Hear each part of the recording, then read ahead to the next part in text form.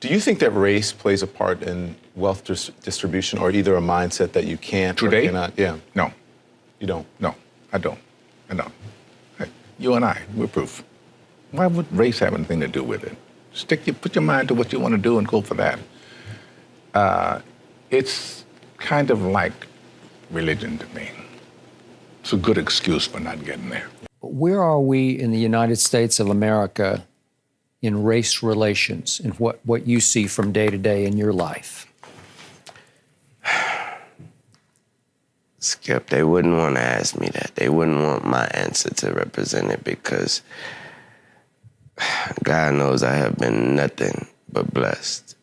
My whole path, these 33 years have been nothing but a blessing. I have never, and never is a strong word, I've never dealt with racism, and I'm glad I didn't have to.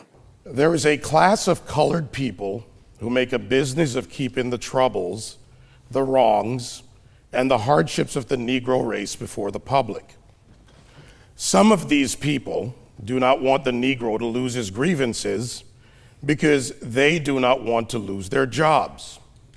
There is a certain class of race problem solvers who don't want the patient to get well. That was said by Booker T. Washington. How are we going to get rid of racism until... Stop talking about it. I'm going to stop calling you a white man. Yeah. And I'm going to ask you to stop calling me a black man. You know, it's frustrating to me that people take race and they make it personal. You know what I mean? Like we're at a loss in this generation. If you look at it in the 80s, Archie Bunker was a stark racist. Stark. If you don't know who Archie Bunker is, look him up. All in the Family, great show. You heard him. The Jeffersons, stark racist. Fred Sanford, stark racist. But you know what black people and white people did? They laughed. You watch 48 Hours with Eddie Murphy and Nick Nolte. Both of them hated each other because he was black and because he was white. You know what they did? They laughed. But I asked you what the racial breakdown was of your audience. Do you remember this? And you told me the only black face you could see in the whole audience was your makeup artist. I believe that's what you said, and she was in the front row, right? A lot of white kids love rap. Yes. Explain that. What does that say to you? What's the message of it? What's the bigger picture of it? I don't want to be bashed because I don't want to sound like I'm on the wrong if there is a side, but I thought that was clearly a message that there was no such thing as racism. That's what I thought that was. You know, I said, and it's probably get me in trouble, but I said to some of my colleagues recently, so I know that it's an issue, but it seems like every single day on television I'm talking about race, and it's because of the news cycle, it's in the news, but sometimes I get so tired of talking about it, I want to just go, this is over, can we move on? And if you talk about it, it exists. Right. Yeah. It's not like it exists and we refuse to talk about it, but making it a bigger issue than it needs to be is the problem we have. And right now, we are in a society where we can't have a conversation because no one's willing to listen. People are just shouting. People are just Whatever they shouting. think. People are walking down the street, hashtagging everything, but no one's listening. Using wrong examples to present an argument leads us nowhere forward. I understand the emotion, and I respect my opposition, but when you go into the areas of making false charges and living in the past, you do not address the issues of the present. And, you know, incarceration rates in America has been a problem, especially as opposed to minorities. And Roman delves into the issues around the legal system. Do you think we've made any headway in the legal? I think it's more important to make headway in our own house. By the time the system comes into play, the damage is done. They're not locking up 7-year-olds. In the 1960s, 80+% of blacks were two-parent homes. Today, that is reversed completely the other way. I was in Chicago a couple of 3-4 weeks ago, and we saw these little kids on bikes with masks on the side of their head, like 5 or 6 of them. And the driver said, yeah, they're little yummies. I said, who? He said, little yummies. Look up, Google Lil Yummy. Lil Yummy was an 11-year-old murderer. Wow. And you look at his picture, you'll see the headshot of him, and he's like this. And he got murdered at 11 by a 14-year-old. Wow. Who's doing life now, and a 16-year-old. That makes no sense. You blame the system. Where was his father? No one wants to talk about perception when it comes to racial profiling. No one wants to talk about stereotypes when it comes to racial profiling. Blacks are convinced that the number one issue facing the country right now is social justice, racist white cops, discrimination, systemic racism, microaggression, whatever new word they come up with, and it's a bunch of nonsense. This is what I know. I'm a certified scuba diver.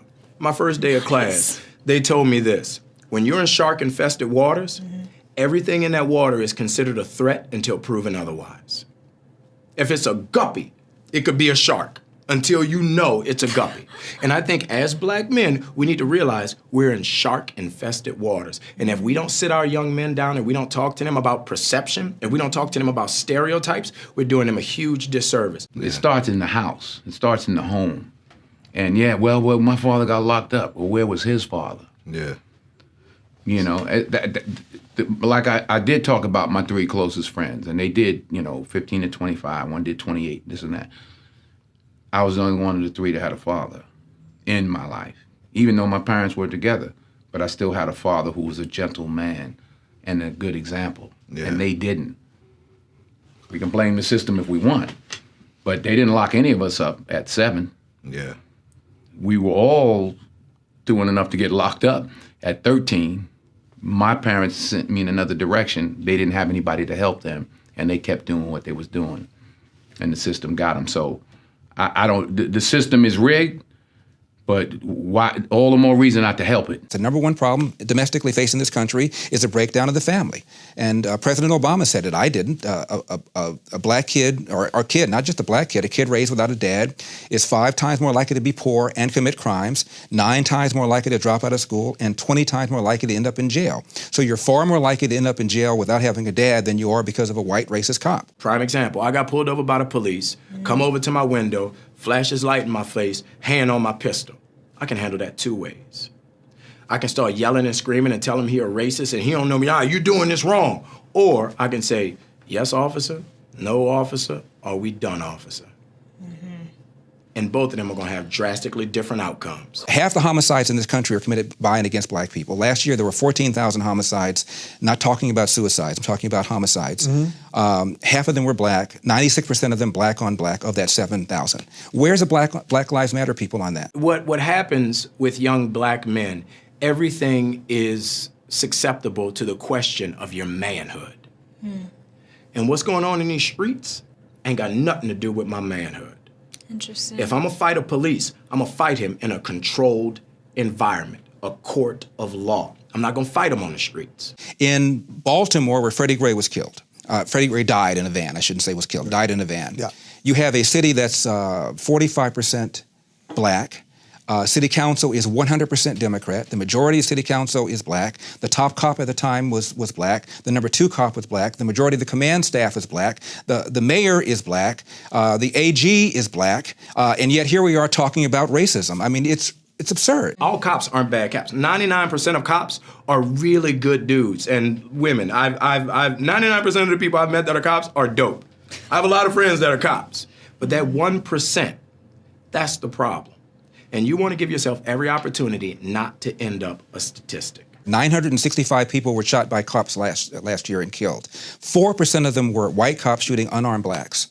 In Chicago in 2011, 21 people were shot and killed by cops. In 2015, there were 7.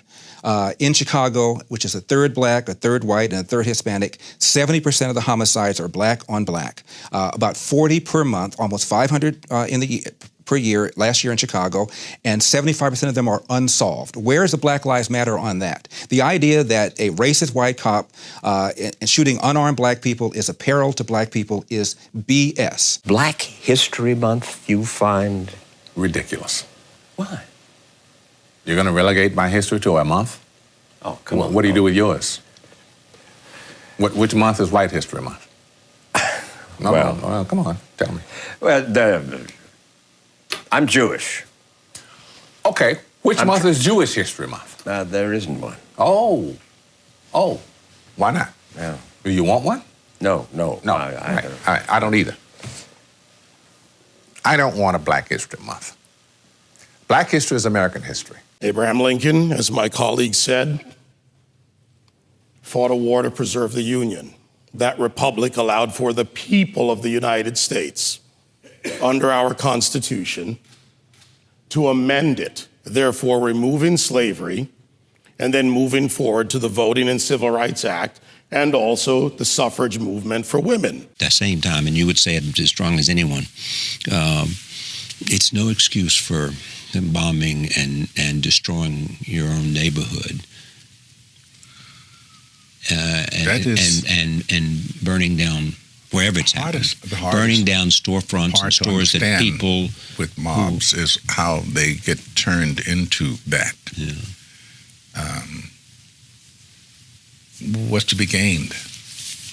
You know, you stop for one split second to think. Burning and looting doesn't help you in any way. I understand y'all upset, but like it was already said, I doubt y'all half as upset as I am.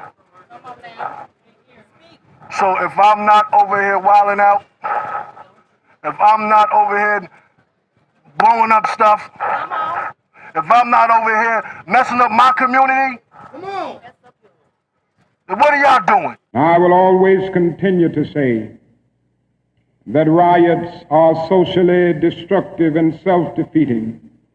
I'm still convinced that nonviolence is the most potent weapon available to oppress people in their struggle for freedom and justice.